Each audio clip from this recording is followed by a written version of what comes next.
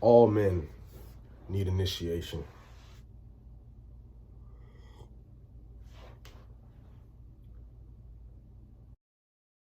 With the decay of the traditional family unit and the shift to a technological era where children are being raised by the internet, multitudes of young men are growing up without mature masculine role models.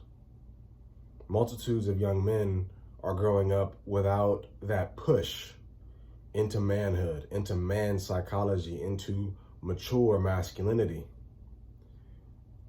And the result is a society of weak men, a world of man children whose masculinity has not yet evolved past its primitive state. And this needs to be addressed. Now, to elaborate on what is meant by initiation, as well as to explain the importance of it in a society, I want to read an excerpt from this book, King, Warrior, Magician, Lover, by Robert Moore and Douglas Gillette. In this book, these two men who are psychoanalysts, one is a Jungian psychologist and the other is a mythologist, artist, and pastoral counselor. They try to take a psychological approach to masculinity, and then tries to define masculinity in psychological terms as well as religio-spiritual terms. All right, they speak of the 4 masculine archetypes. That's what the book is named for, as well as how a man can grow to embody these archetypes in his personality and in his life. This is not about the archetypes. This is about initiation and its importance. And so regarding that, I want to read an excerpt from the first chapter of the book called The Crisis in Masculine Ritual Process. We hear it said of some man that he just can't get himself together. What this means on a deep level is that so-and-so is not experiencing and cannot experience his deep cohesive structures. He is fragmented.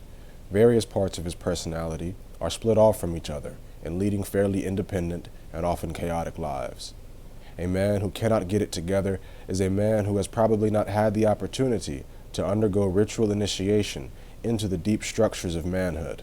He remains a boy, not because he wants to, but because no one has shown him the way to transform his boy energies into man energies. No one has led him into direct and healing experiences of the inner world of the masculine potentials.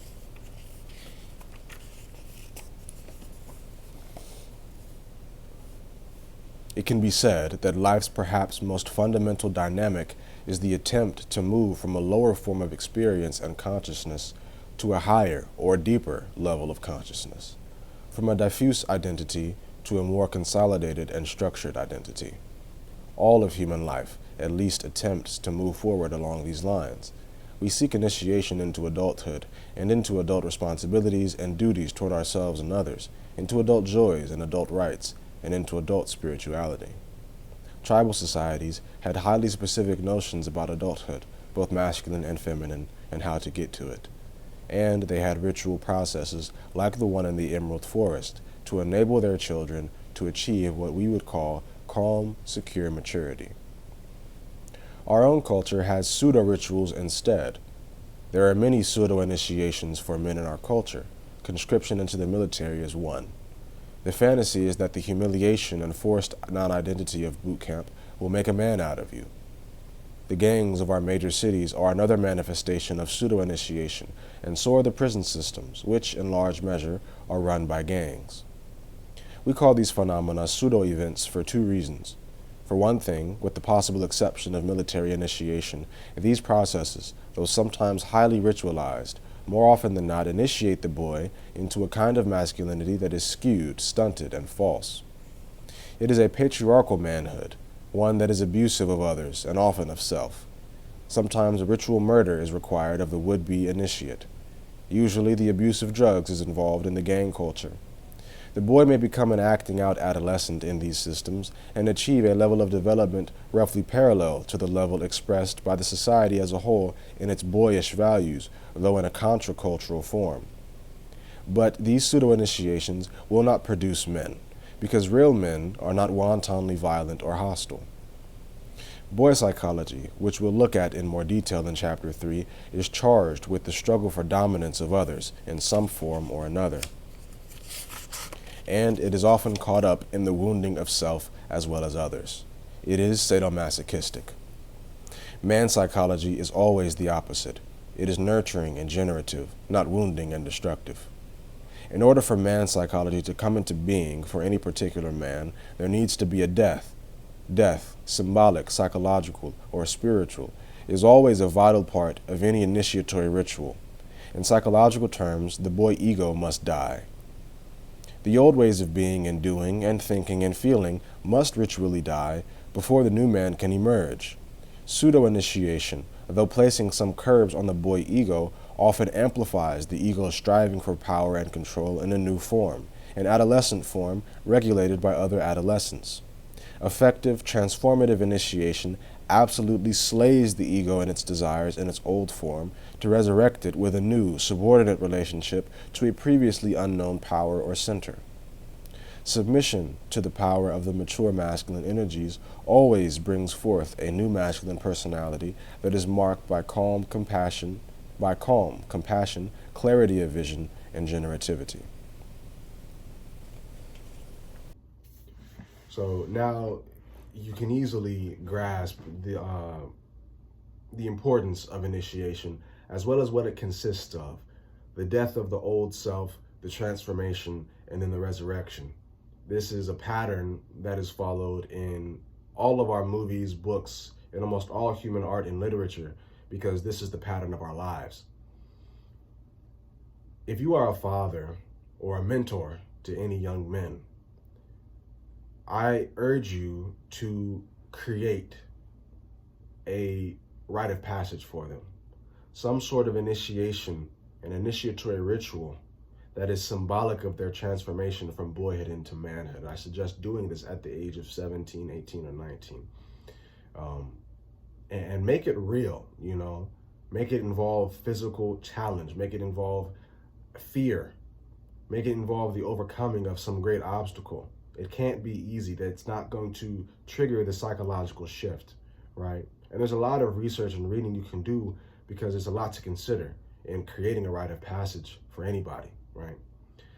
But if you are a young man who has an absent father or an inadequate father, or you're a grown man who never really received that formal push into manhood, that ritual initiation,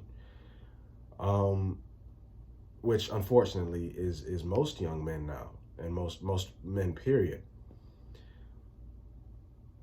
You can undergo a process known as self-initiation. All right, so self-initiation. You understand what it is, what you get the idea, you know you got to do it. Now you need to know what to do. What is self-initiation? Where do you begin? Where do you even start? Well, as I said earlier, all transformation is a threefold process. It involves a death, a symbolic death, a transformation or transition, and then a rebirth.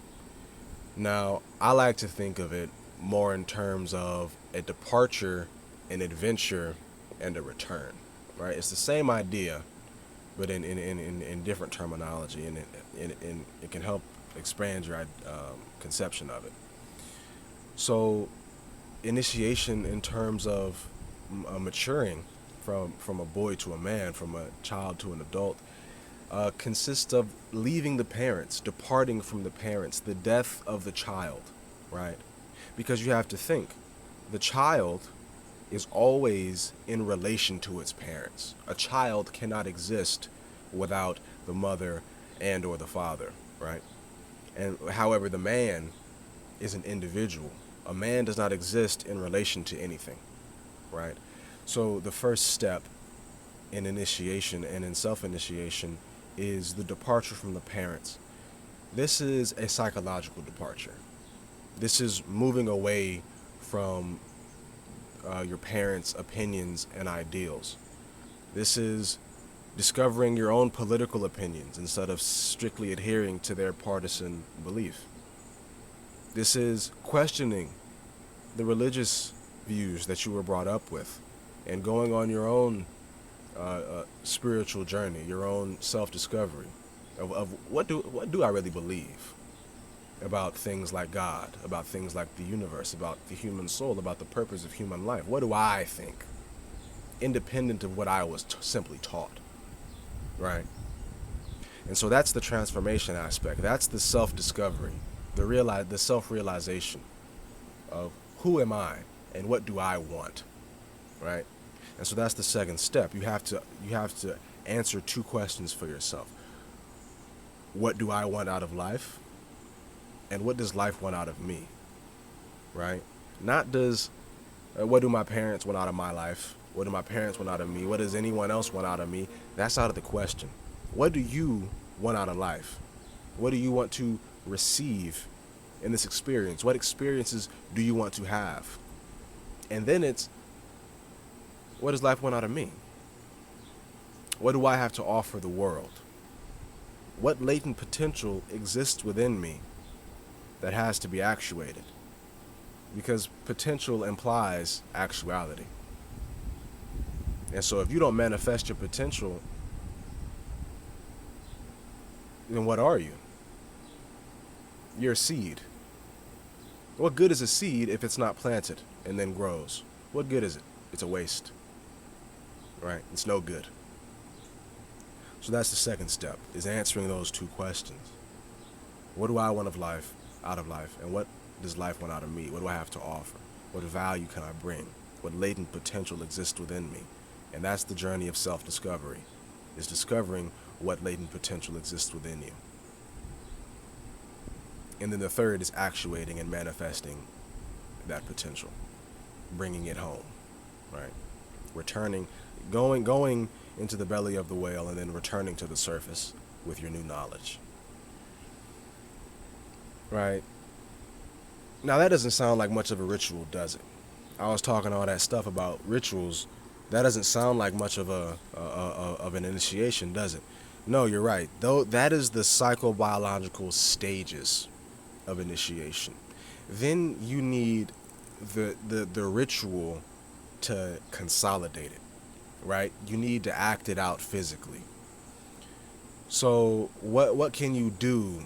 Because that's what a ritual is at the end of the day, right? It is the physical acting out of something metaphysical. Meta meaning beyond or transcending the physical, right? It is the material act of a spiritual occurrence. It is the acting out of the inner shift, of the inner change. What can you do for a physical ritual initiation? Travel. And when I say travel, I don't mean any old little vacation somewhere. I'm talking about one-way ticket, one bag, no accommodations or hotels booked, foreign land, don't speak the language, all of that, right? And I think that this is a perfect example of a ritual initiation that you can undertake yourself or undergo yourself, because it's literally, right? Literally, like, metaphorically speaking, the initiation is the departure, transformation, adventure, and then return. This is a literal departure, adventure, and a return, right? And what it does is it activates that masculine energy. It activates that masculine potential, because you're facing the unknown. You're facing three unknowns, right? You're facing the unknown. And what is masculinity except that? Except facing the unknown and then making it known, right? Courageously, boldly, right? With fortitude. What is masculinity except taking the chaotic, the waters of chaos and speaking forth order, bringing forth order? This is what God does in the beginning. In Genesis, there's the infinity of nothingness. There's the primordial waters of chaos. And then God speaks the word, right? The word of creation, the logos, right? And the word was God, and the word was with God, and through the word all things came to be. That is masculinity. And so when you travel to a far and foreign land, you're facing three unknowns. Number one is you're facing the unknown of the future, right? You don't know what's going to happen next. You don't know what the next day is going to be like. You have no plan, you have no idea, but you got to make it happen. You have to, or else you're not going to survive, right? So you're facing the unknown waters of the chaos of the future. The second unknown is the literal unknown. You're in a place that you've never been before. You don't know where you are. You have no clue. And you have to figure it out. It's up to you. No one else. You have to figure it out. And no one's going to come to save you either. As if you really want to intensify it, don't even tell anybody about this trip. Just go. By the way, I'm not responsible for anything that happens if you decide to do this, but it's real. It'll work. It'll activate that in you. That you know, them potentials you didn't know you had. And the third unknown is the people. Right? You don't know any of these people. You don't even know the language. But if you want to find a place to stay and some food to eat, you gotta talk to them. You gotta figure it out. You gotta find your way. Right? And so you're facing, you know, all these people walking around, just thousands of many unknowns, of little unknowns. You gotta face that unknown. Right? And so doing that will put you in a completely different mind state than you've ever experienced. And when you come out the other end of it, you come back home, right? You departed, you've had your adventure, and you return, you gonna come back home a different person. And that's the goal. That's the goal of initiation.